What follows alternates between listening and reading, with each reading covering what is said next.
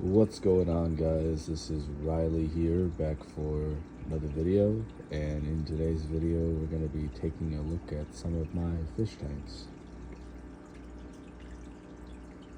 Obviously it's been a little while since I've updated all of my fish tanks. So to start off here, we have my 20-gallon hexagon tank. This tank is exactly 20 gallons. It is hexagon shaped. It's the top fin kit. I mostly have glowfish in here, some glowfish zebradanios, a few glow skirt tetras, all purchased off the glowfish website. This dwarf gourami,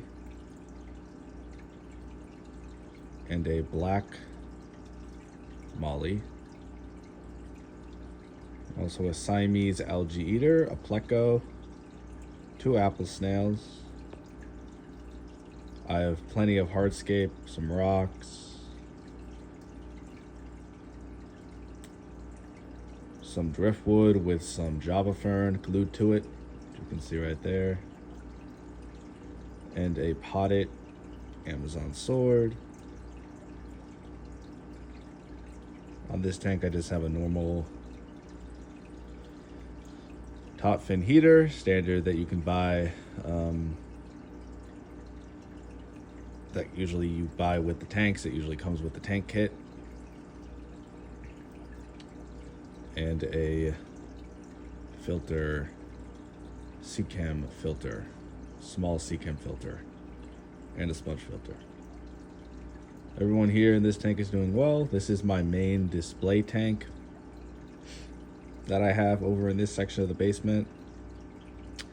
Nothing too impressive, but everybody in here is doing just fine.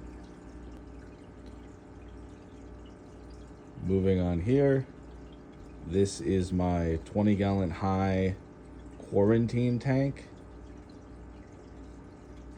So right now in the quarantine tank, we have 4 fish, 3 baby black mollies, a Wakan goldfish, and that's it. So I originally bought this order on the 24th of June.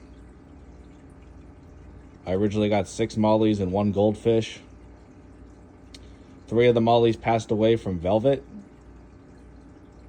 I treated the velvet with an ICX solution, and 3 of them survived, and the goldfish also got infected but lived. So because they got infected, I'm waiting a few more weeks just to make sure, though the tank was treated and these fish recovered. I just have a heater, a sponge filter, and a hang on the back. A volcano decoration, which is supposed to be a bubbler, but I took that component out of it. And one of these African cichlid hides. So that's it for my 20-gallon high quarantine tank. Nothing super interesting, just these fish that are in here waiting to be introduced to my other tanks.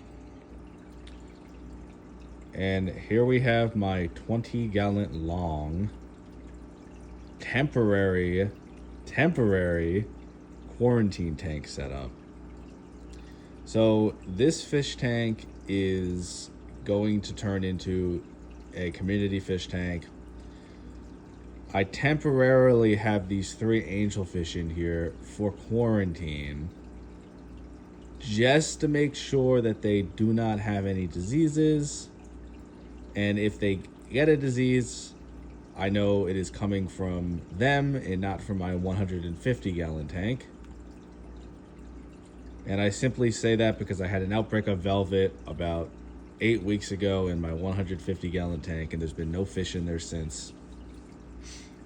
Yesterday, I added a little bristlenose pleco.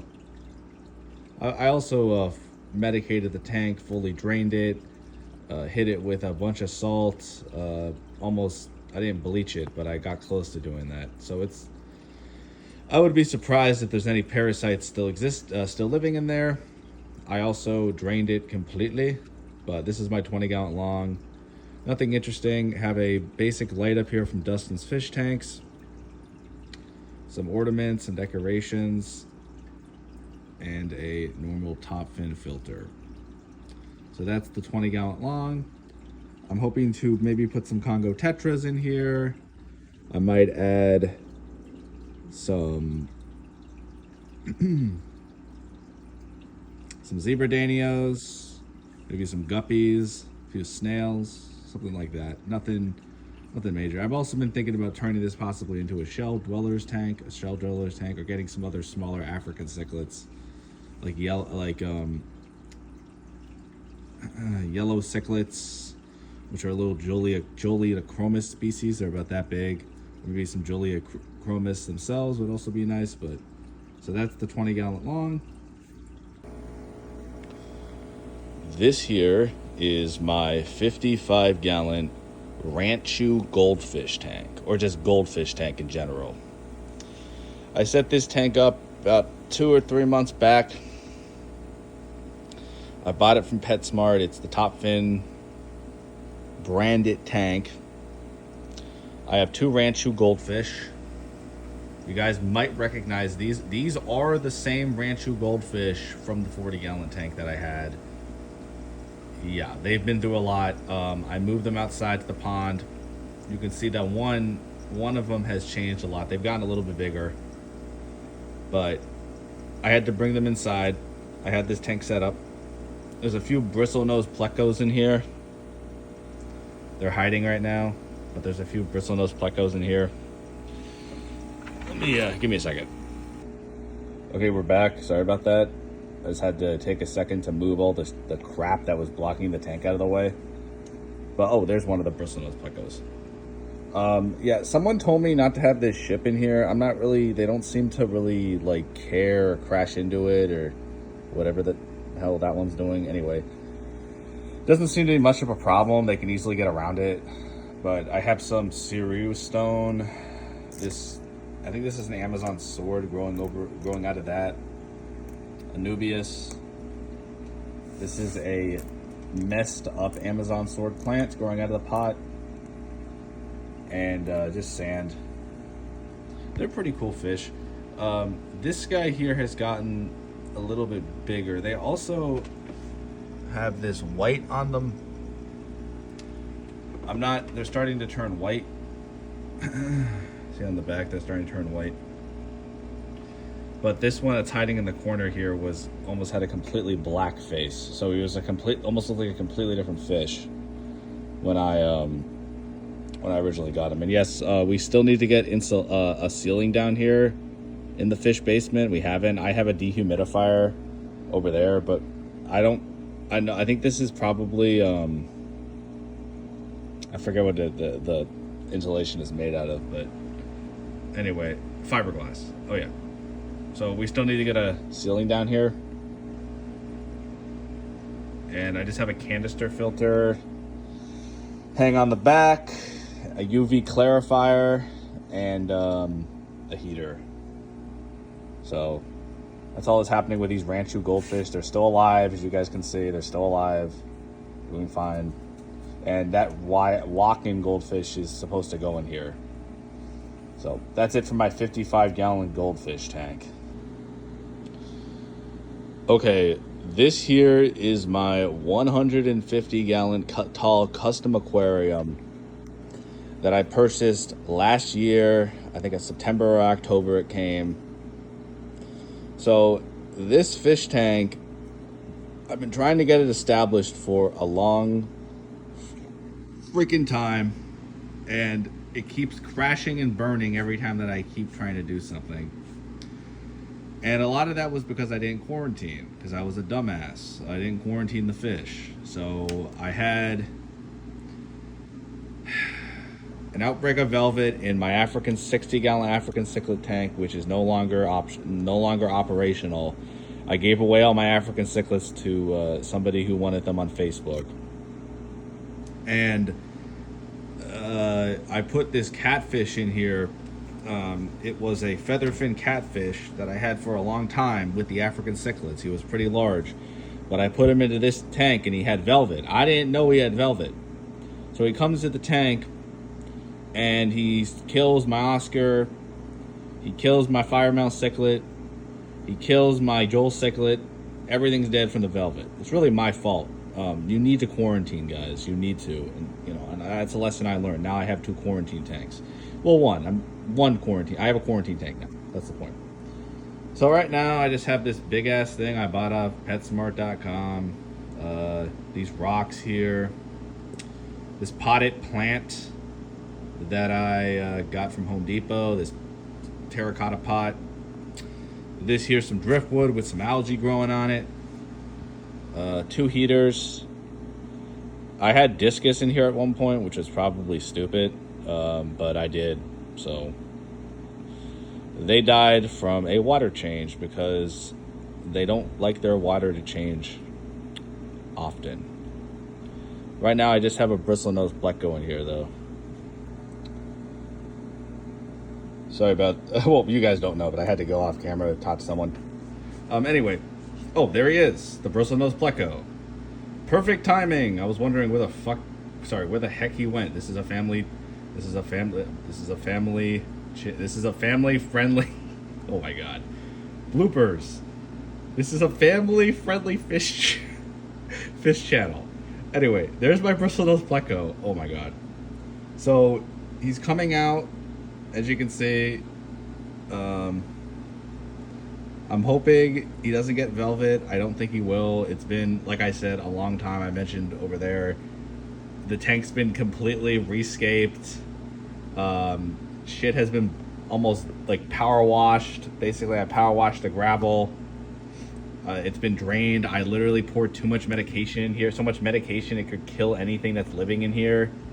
Yeah, I think I'm good. It's been over 8 weeks.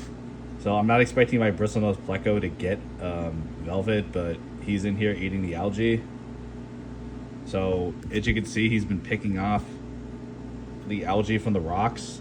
And I'm hoping he starts eating it from the driftwood too. Just a canister filter in here and some sponge filters. They do sell these custom aquariums with sumps, but it was too complicated for me to honestly figure out. I don't know anything about sumps, to be real with you. So I'm just gonna, this is where the angelfish are going to live. If you're wondering, they're not staying in the 20-gallon long. They're gonna be living in this aquarium. So yeah, that's my 150-gallon tank right now with Mr. Bristlenose pleco, who's basically going to be the algae eater for this tank. Or she/her. I don't know I have no idea what I have no idea what gender or sex it is. I have no idea yet. It's too young. I assume male because of how big it's gotten. But who knows? But it's pretty cool. And the stand's pretty nice. It's wooden, and there's the canopy. So that's the 150-gallon tank. Okay, and then finishing off, this is sort of an update, but not really an update. My 10-gallon tank. So, as you can see, I've added the fish. So I have about 8 Danios in here and a beta fish. I just got this beta fish. I'm sorry, I'm like struggling to remember the name of these. Galaxy Raspberry Galaxy Danios. I don't even like Celestial Pearl Danios. That's what they're called. Oh my god. And then here's my new female beta fish. She's a half moon